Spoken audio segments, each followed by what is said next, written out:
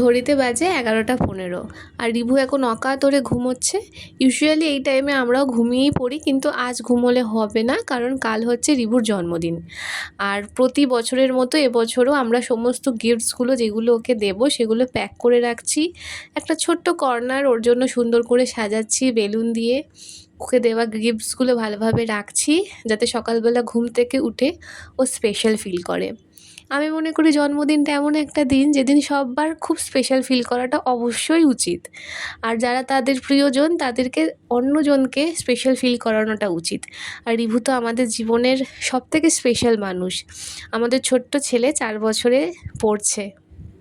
দেখতে দেখতে কত বড় হয়ে গেল আর আমাদের জীবনটাকে আনন্দে ভরিয়ে দিল। সকালবেলা ঘুম থেকে উঠেই ও যখন দেখেছে ওর জন্য এত সারপ্রাইজ, ও বুঝেই গেছে যে আজকে ওর জন্মদিন। সমস্ত গিফটসগুলো আনন্দ করে করে খুলছে আর ওর মুখের হাসিটাই বলে দিয়েছে যে ওর এই গিফটসগুলো কতটা পছন্দ হয়েছে। ব্যাস এইভাবেই কাটছে সুন্দরভাবে আজকে ওর জন্মদিন। সারাদিন এই সমস্ত খেলনাগুলো নিয়ে খেলেছে, বইগুলো নিয়ে এঁকেছে, রং করেছে। আর ওর এই ছোট্ট একটা কর্নার আমরা এইভাবে সাজিয়েছি। কেমন লাগলো আমাদেরকে অবশ্যই জানিও।